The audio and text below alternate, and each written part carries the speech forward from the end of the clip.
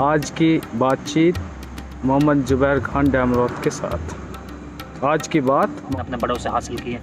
तो मैं तो यही कहूँगा कि जो आने वाले बच्चे हैं आपस में अपने इलाके के जो बच्चे हैं, क्योंकि हमारा इलाका एजुकेशन के लिहाज से, तालीम के लिहाज से अभी भी दूसरे इलाकों के मुकाबले काफ़ी पिछड़ा है, बहुत वहाँ पर एजुकेशन को लेकर काम होना है। तो हम जब एक दूसरे की मदद करेंगे तो कहीं कुछ ऐसी चीज़ें डेवलप होंगी हमारे अंदर कि हम उन चीज़ों को लेकर अपने वहीं गांव देहात में जाएंगे और फिर रूरल बैकग्राउंड को नए तरीके से ट्रांसफॉर्मेशन की जो ज़रूरत पड़ेगी उस वैक्यूम को हम फुलफिल करने में कहीं कामयाब होंगे। खलील भाई हमारे बहुत गहरे दोस्त हैं, मित्र हैं और हमको लगातार सुन रहे हैं। और अभी उनका एक बहुत ही इम्पोर्टेंट सवाल आया है जी।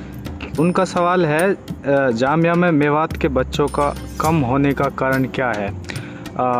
ये उनका एक जायज़ सवाल है कि जामिया जैसी यूनिवर्सिटी हमसे मात्र 60 किलोमीटर की दूरी पर है, और लेकिन जब हम जामिया में बच्चों की तादाद गिनते हैं तो वो उंगलियों पर होते हैं। तो इसके पीछे आपको क्या वजह लगती है कि जो हमारे पास अच्छे इदारे हैं, जामिया मिलिया इस्लामिया, अलीगढ़ मुस्लिम, दिल्ली यूनिवर्सिटी, हालांकि अब बहुत बड़ी संख्या में बच्चों की तादाद बढ़ी है, फिर भी जितना संख्या होनी चाहिए थी इतनी नहीं है। इसके पीछे आपको क्या लगता है कि अभी एक कारण तो आपने थोड़ा कहा कि हमारे मेवात में लोग अभी अवेयर नहीं है एजुकेशन को लेके, या इस तरह की चीज़ें नहीं है, लेकिन जो अवेयर हैं फिर भी संख्या कम क्यों है?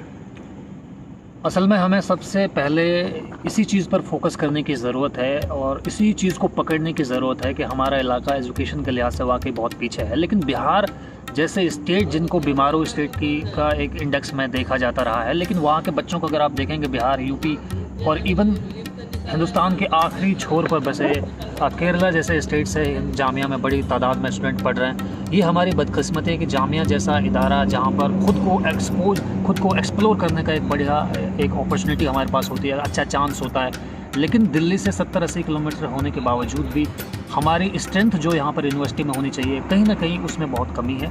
और उसमें जामिया की कहीं कोई गलती मुझे नहीं लगती कि जामिया की उसमें कहीं कोई गलती हमारी अपनी जामिया, तमाम जो स्टूडेंट्स हैं, हिंदुस्तान के बच्चे हैं, चाहे वो किसी भी रिलीजन से हों, किसी भी स्टेट से हों, या किसी भी उनकी कोई भी बिलीफ हो, सबको बराबर का मौका देती है। ये डिपेंड करता है हमारे ऊपर कि हम उस एंट्रेंस एग्ज़ाम में या उस इंटरव्यू में किस तरह की परफॉर्मेंस कर पाते हैं, तो उसी के बाद में एडमिशन्स होते हैं।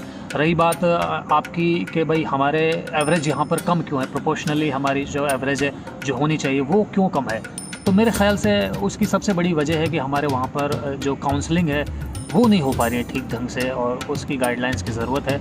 और जो 11-12 के जो बच्चे हैं, ख़ास तौर पर जहाँ भी वो स्कूल्स हैं, चाहे वो गवर्नमेंट स्कूल्स की बात हो, पब्लिक स्कूल्स की बात हो या मॉडल स्कूल्स की बात हो, तो जो टीचर्स होते हैं सबसे पहले उनकी काउंसलिंग करने की ज़रूरत है कि 12th के बाद में वो क्या कर सकते हैं। हमारे वहाँ पर अमूमन आज तक भी सवाल आता रहा है बार बार कि बच्चों को यही नहीं पता होता कि 11-12 के बाद वो क्या कर सकते हैं। तो एक ये जो मिसकम्युनिकेशन है टीचर्स और स्टूडेंट्स के दरमियान, इसको ब्रेक होने की ज़रूरत है और बच्चों को खुद भी अपने आप को एक्सप्लोर करने की ज़रूरत है। इंटरनेट का युग है, डिजिटल दुनिया है, वर्चुअल वर्ल्ड में आप कुछ भी हासिल कर सकते हैं। इंटरनेट पर देखते रहें कि किस तरह से एडमिशन होते हैं, कौन से कोर्स में आप एडमिशन ले सकते हैं, और अपने इंटरेस्ट को डेवलप करना सीखना होगा सबसे पहले, और उसके बाद में आपको सारी चीज़ें पता लगनी शुरू हो जाएंगी।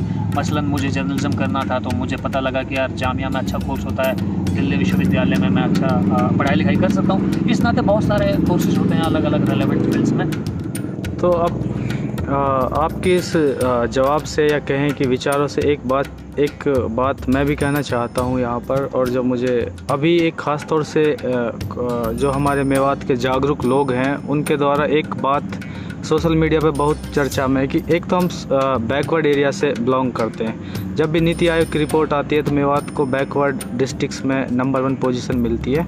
सेकंड चीज़ ये है कि हम इकोनॉमिकली बैकवर्ड बनता था, जिसका फ़ायदा आपको दाखिला लेने में होता था या अन्य चीज़ों में होता था।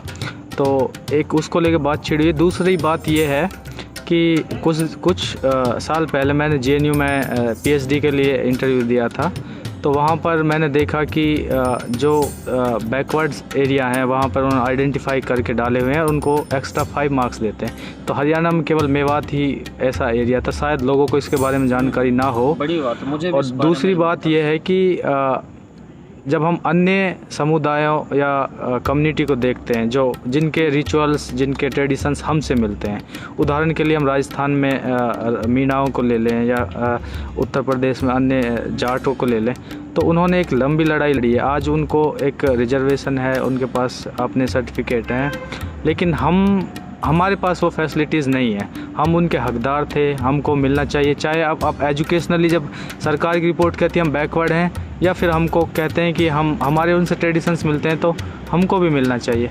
तो इस बारे में आपके क्या विचार हैं? ये हमारी जो लीडर्स हैं या हमारे जो जागरूक युवा हैं, तो उनकी भूमिका आप इसमें किस तरह से देखते हैं? इस चीज़ का आपके बारे में क्या विचार है?